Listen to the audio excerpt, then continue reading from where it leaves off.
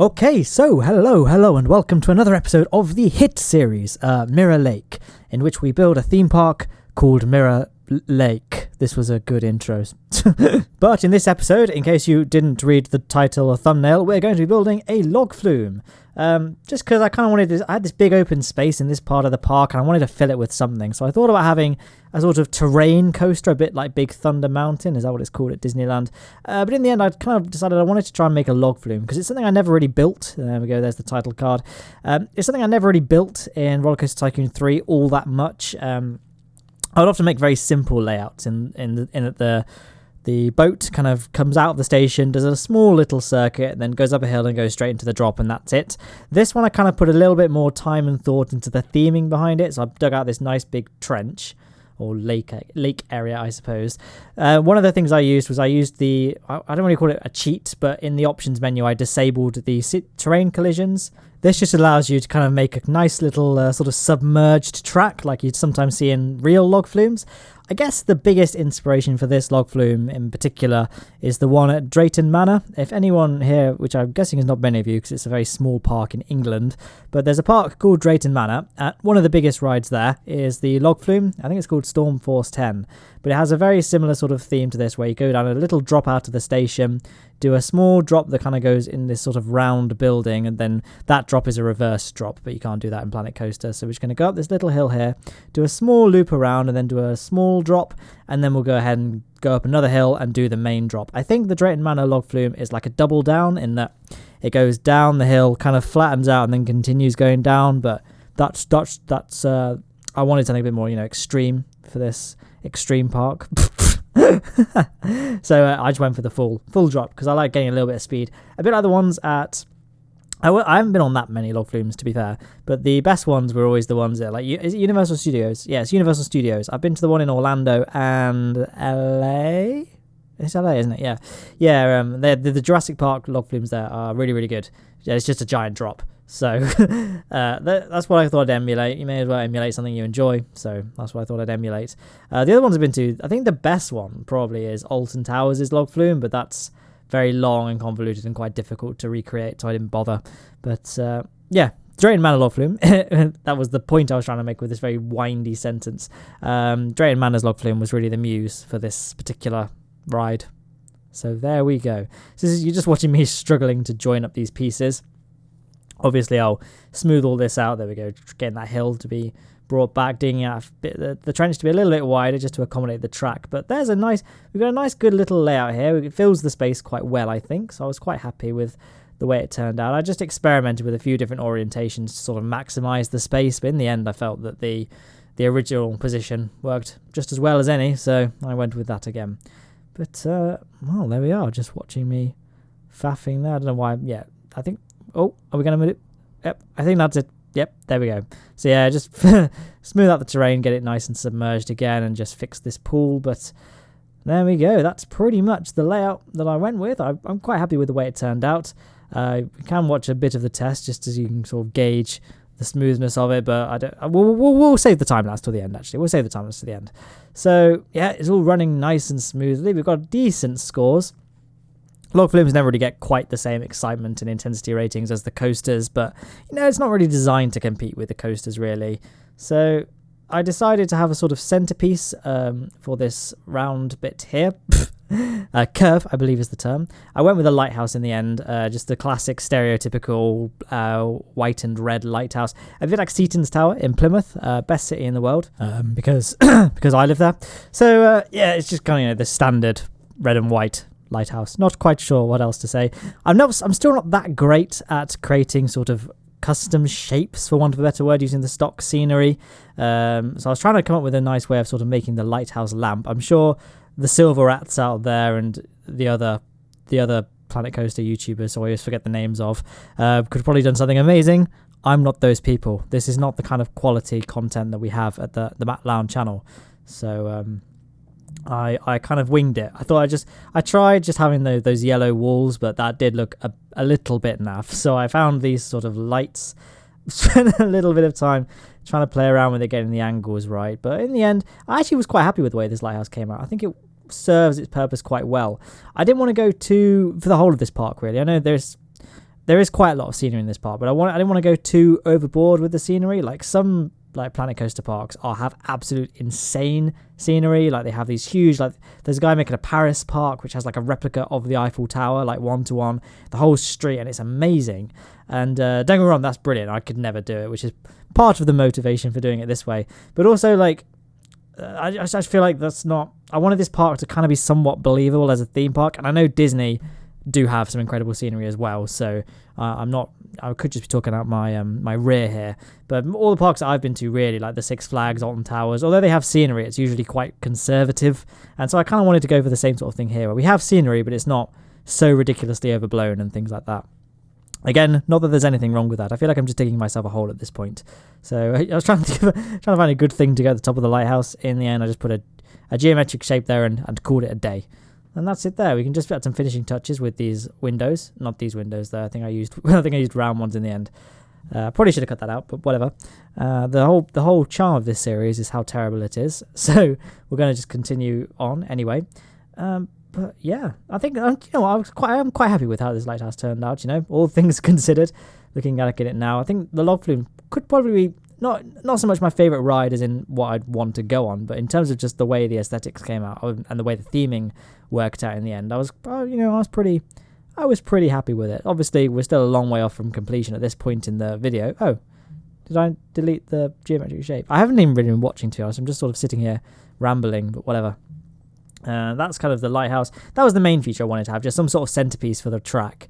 And then what we'll do, we'll just build out the station building and then kind of see where the land lies from there, see how much can be added. I wanted to add some fencing around the edge as well, just to stop kids from like being able to climb into the track and things. So we're doing that later. I don't know why I felt the need to mention it when you're going to be seeing it anyway in the not too distant future, but yeah, I was just a lot of this was me trying to figure out how to build the floor around the track, so there was a little bit of experimentation. I had to do there's a few hidden cuts in this sequence, but overall what you're seeing is pretty much the process that I went through to make it. I went with a sort of more minimalist theme. I kind of went with sort of old-fashioned-ish sort of style, and it's going to be made of wood, kind of like a pirate shelter almost, which goes well with the Victorian lighthouse. It's Victorian. When did that design actually come about? The black and white lighthouse designs. Is that where did that come from? Is it who invented it? Lighthouse experts, if you're watching this, please leave a comment below, and I'll read it. And if I like that comment, I might even give it a thumbs up. So okay. What are we doing here? Moving swiftly away from that topic. Building a path, as I'm sure you probably could have figured out. Me, once again, trying to fight against Planet Coaster's terrible pathing system. I'm not going to beat around the bush. It's awful. It needs fixing, Frontier. Come on. So, yeah, what am I trying to do here? In fact, what I need to do is, whilst I'm commentating, I'm going to open up Steam.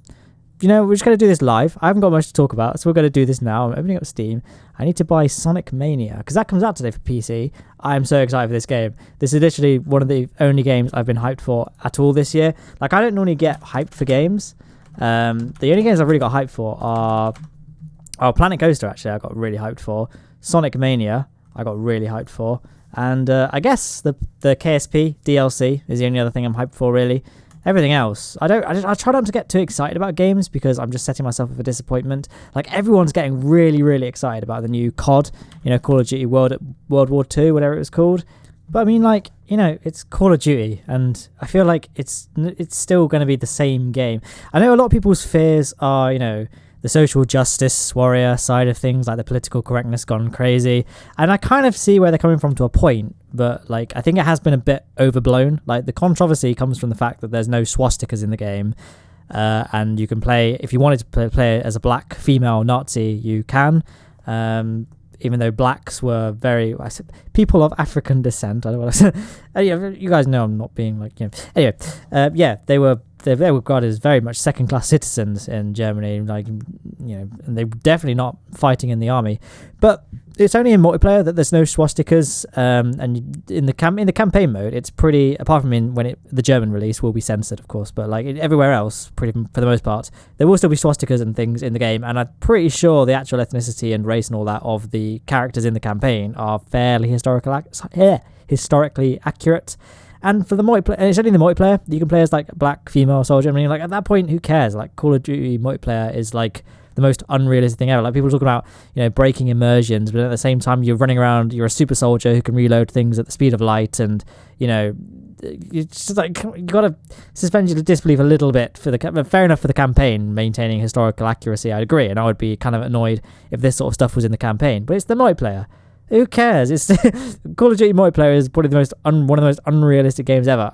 My immersion is not going to be thrown if I see a black person in multiplayer. I mean, like, as a white person, I mean, like, I'm pretty spoilt for choice when it comes to. But I mean, like, if you want to just play, some people like to just make their character look like themselves, and so who cares? Who cares? I don't care. I just don't care. If you want to play as a black woman, and if you're a black woman and you want to play as a black woman, or if on the flip side, if you're a white man but want to play as a black woman, who cares? It's Call of Duty, okay? It's not like this is a big documentary or something. It's Call of Duty. It can tout itself as a realistic simulation all it wants. Call of Duty multiplayer ain't a simulator. So that's my controversial opinion. I feel like most people probably don't care, to be honest, but that's my treading on eggshells part of this commentary. Very fitting for a Planet Coaster video, isn't it? But I feel like just talking about I feel like the video is doing most of the talking regarding the actual construction process of this thing itself, so I didn't really feel much need to actually dictate what you're seeing on screen. Otherwise, it'd just be, so here we are placing some planks and placing some more planks, and we rotated that one, and now we're going to place one right there, and then wait for it. We're going to place some along this. I feel like I will get bored quite quickly, so I thought I just kind of sort of ramble a bit. I save my stories for. I save like kind of stories where I actually think about. I don't script my commentaries or the stories I tell in them, because I kind of like the sort of off the curb. Is that the right term? Off the curb sort of nature to them. I feel like once you script it, you end up going a bit more monotony and things. I think it's funnier when you're sort of telling the story as you go along, so I think of little random bits to add to it and stuff like that. I don't know, but like the stories are kind of safe for Kerbal Space Program, because people actually watch those videos, and I don't want to waste my good commentary ideas on Planet Coaster when really this whole series is built around being terrible and boring. So I don't want to like alienate viewers of this series now. But yeah, I was about to start talking about the video, but again, I feel like you guys have been watching it. Maybe you guys aren't watching it. Maybe you're just having this. You're just listening to my voice. I don't know why you picked this particular series to listen to, but whatever. I like the way this building came out in the end. For a while, I wasn't quite sure if I liked it or not, but as the pieces started to come together, I just thought, you know what, this building has turned out A-okay. So there's that. So we just finish off capping off the ends, and that's pretty much it for the actual structure of the building. In terms of the actual foundation of it, I didn't really put much in the way of actual stuff below the building. I just kind of thought it would be a nice thing to have it sort of like a lifehouse. What's it called? A lifeboat house. In that the building is kind of raised on a sort of a platform where there's not a lot going on beneath it, because it would be able to withstand flooding and things like that, even though that's not whatever. Okay. So again, I'm not very good at working around Planet Coaster's limited building tools, and that I just ended up placing a wall there. The walls were sort of too wide to be able to not block off that window piece there. Since I filmed this series, I have been watching a lot more series from people like SHIPWRECK, and I need to look up who the other guys are. There's one guy who's been making a part called Alpine Odyssey. That's amazing. I wish I could remember his name. And you know what? No. I have Google Chrome open. Let's Google this. Planet Coaster Alpine. Yes, I'm still recording. Planet Alpine Odyssey. Here we go. What's his name? Uthris. Well, there we go. The other one is Variable Gaming. He's quite a small channel, actually. He's like at 2,000 subs, I think, maybe. I don't know. Variable Game. This is such bad content. I'm so sorry for everyone on Patreon right now. Let's see, Variable Gaming, 1,630 subs. So he's go check him out if you like Planet Coaster. He just kind of makes standalone series, standalone videos really. Like he just recreates a coaster or just makes a coaster. He doesn't really do a big long series, so it's quite easy to get into. That's how I kind of got into him, because I didn't really need to. You don't really need to commit to a full series to enjoy his videos. They're all pretty much standalone. I think he has started working on a new series now, but for the time being, it's all pretty much standalone. Maybe I could get him as a guest commentator. and save you all from my abyss. Maybe I should look into reaching out to him, but I feel like he would just be incredibly offended by the shockingness of this park. No. I think this park came out okay, actually, but I think to most Planet Coaster YouTubers, it's probably very underwhelming and undeserving of any views. So I guess it's got that going for it. So I guess I'll just tab back to Sony Vegas after that brief Googling. And it looks like we actually are finishing the station off now. Some incredibly nauseating camera angles that I probably should have cut out. But I'm not going to, because I feel like you guys... I want to provide... I'm too lazy. I'm too lazy is the answer. But I was trying to come up with an excuse like, I want you guys to see... Anyway, moving away from this topic, because we're outside the building, so hopefully you guys will just forget what that point I was trying to make was, because I have no idea what I was even trying to say. Just kind of scattering shipwreck parts and things, and a sci-fi wing apparently. Just kind of add some scenery to it. I think the ride, I ended up calling it Shipwreck. I don't even know the name of the ride. How bad is that? I called it Shipwreck Cove because it's an incredibly original name. I don't think anyone has ever called anything ever before, so that's nice. And I just ended up sort of littering things around, trying to make some scenery. So I found this shark, which looked pretty cool, so I thought I'd place it as a sort of end to the hill. I think that turned out to be quite a nice feature, I thought. I was quite proud of that idea. Again, probably nobody has ever done this before. It's probably not. I'm probably like the 10 billionth person to use that shark in a water ride, but whatever. So, yeah, I mean, apart from the boats and things, that was pretty much it for the scenery. I didn't want to go too overboard, so I just ended up using trees. Trees are just such an easy way of building up a nice amount of scenery, and it looks quite good in terms of the aesthetics, and it's so easy to do. So yeah, trees are your friends. It's like my first Planet Coaster video in which I built the entire park in one go in order to kind of keep that video nice and short and abridged and not be too long. I didn't really use any, I made a point of not using any custom scenery. And the only buildings I used that weren't in the game, I just kind of downloaded from the Steam Workshop. But I think there's only like 2 I actually used. All the rest was either prefabricated stuff or just very basic things, because I wanted the video to be more about the rides. Again, the whole park was in one video. So a lot of the ways in which I built the scenery out was using trees and sort of natural things. And speaking of natural things, I thought rocks would be a quite nice way of fencing off this ride. I thought it would give like a sort of good natural appearance to the border. Protecting the kids from the actual water itself. And I thought once you see it, I guess you can kind of see it in the thumbnail, but once you see like all the rocks and things laid out, I hope you'll agree. That it ended up looking quite nice, I thought. So, yeah, just closing off these little gaps here. I thought I'd surround the station building with the rocks as well. We just scatter a few sort of throughout the ride, just so it doesn't look quite as abrupt, having just a giant wall of rock around the edges. But, I think that's... it's funny. I get a lot of comments saying, you say the eagle-eyed among you a lot in all your comments. I feel like I don't. I'm very, very aware of, like, things I do say a lot, and I do try and... actively try and not say them as much. I think one of the things I say is but here we are, or so here we are, or whatever. And what was the other one that I say a lot?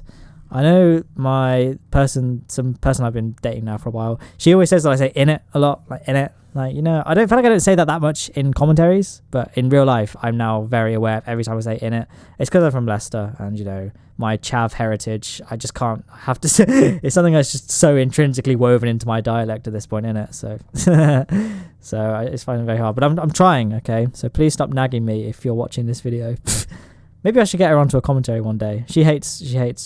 I showed her Kerbal Space Program, and her first words were, "You are such a fucking loser." So, maybe one day, but I wouldn't hold your breath. So, looking back at the screen again, I kind of just end up gazing at the ceiling or just out my window whilst I'm just rambling here, and then I just don't pay attention to what's going on. But I'm just playing around here with a few different props. I typed in sort of water and just see what came up on the search results. I'm really still not really that familiar with what kind of scenery this game has available to it. So this is a journey for me as much as it is for you. In the end, I don't think I'd do it actually during this footage that you're watching, but those splash makers there, those rings, I ended up submerging those in the water, so it wasn't quite as just rubbish in that it's clearly just the land spraying the water at you. I thought I'd just submerge that ferry boat as though. I think it started to get a little bit cluttered towards the end, but not too much. I don't think I ever bordered too far on this is now just too much and overwhelming. Had a few arches here and there, just... Well, no reason really, just to add a bit more scenery and interesting things whilst you're on the ride. And yeah, and yeah, that's I say that a lot. Just yeah. So here we are, and I just say that a lot. It's just what I have as my filler when I don't know what to say. I really should think about cutting it out, but I'm too lazy for that. So okay, let's focus this down. Let's focus down and think about things to talk about here. Rocks. I love rocks. My favourite rock was one that I found on Mainporth Beach in Falmouth in 2004. It was a black rock, and hopefully we'll stop placing them soon so I can talk about something else. Okay. Ooh, Sonic Mania's downloaded. That was, oh my god. No, no. I'm drawing the line. I'm not going to start playing it whilst also recording this, although I am very tempted. In fact, I seem to be doing lots of panning around, which may indicate that the ride... I recorded all this so long ago now. I mean, we're several versions out of date now in terms of Planet Coaster, but I wanted the whole park finished so I could pump these out fairly consistently. I know I've had a couple of... I wanted to try once a week. I know I missed last week's because I was away, and I missed another one because I was away as well. But I think in general, we've managed once a week fairly okay. Usually, I do prioritise Kerbal Space Program as the weekly upload because I know most of you are subscribed for that type of content. But yeah, here we go saying, yeah, whatever. Okay, it's the POV, so here we go. I just realised now that I didn't actually finish that little archway there, or whatever. Is this annoying, me talking? Should I just leave it running? Ah, do you like? I'll speak. They look so awful, don't they? I definitely did fix that, don't worry, in terms of that splashing up thing. The splashing up thing, that's what it's called. I did end up submerging those in the water, and there's the lighthouse we can see. So I mean, it's not perfect, but I feel like it does the job fine, and those things actually do emit light, so at night time it does light up fairly nicely. And then we get a nice little panoramic view of the park, so we can see Artemis there in the background. There's the Emporium Raceway. I think that still might be my favourite roller coaster here. In fact, I don't know, it's either that one or next week's episode that I'm about to record after this. Next week's episode is a very exciting... It's a much smaller scale ride, but I really like the way it came out. The muse for that was really like Oblivion, Alton Towers, but it's a bit longer. So it's a dive coaster. It's a vertical drop roller coaster. But I don't know. I really liked the way it came out. So that was the main part of this ride. We can just start to ascend at the main hill. I think it might be a good idea to just time lapse up the hill though, because it's a very long way up. So look at that sun. Don't know why I felt the need to point that out. And there's another little panoramic view of the park going the other way. You can see that folly on the hill. I did intend at one point to build a roller coaster around that, but it ended up looking a little bit naff, a little bit tacky, so I ended up just leaving the folly as it was. Although there will be a roller coaster kind of near it. I ended up covering, when the park was finished, I ended up covering everything that wasn't filled with trees. But we still have a little bit of way to go. Down we go. Yeah, the things that weren't filled with rides ended up being filled with trees, but most of the land will end up being filled. I'm trying to think, we're done in terms of major roller coasters, but I think we have 3 smaller scale ones. I actually quite like the way the smaller scale ones turn out. I really enjoy making the small scale ones because I feel like it's a lot more satisfying to pull off once it's done, because I don't really know why. I guess I like making the big ones as well, so maybe I'm just talking rubbish, but I don't know. I like the way... Oh, there's a bit of rock there. I need to fix that. But I like the way this ride came out. I think I did a few more sort of fine-tuning to the station building, like sorted out this archway that we're about to pass through. But in general, I think it came out pretty nicely. So, yeah, like I say, if you guys enjoyed this for some reason, then let me know if you have any pointers or would like sort of the length of the video to be tweaked, or you want a longer video, shorter video, or just have topics that you want me to discuss, or opinions, or just general questions.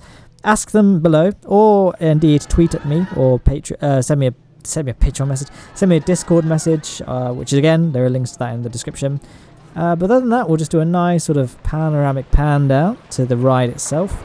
You can kind of see the Phantom in the background there. I do need to fix that pretzel loop because I think it's horribly unrealistic. But other than that, there we are, Shipwreck Cove, all the guests queuing up in its glory. And there we are, on the left. Last episode is on the left, next episode is on the right. Either it will be the next episode or a link to the full playlist if that's not out yet. So I guess I'll leave this running. Thank you for watching, and have a good day. This Saturday's KSP video will hopefully be going to Tyler.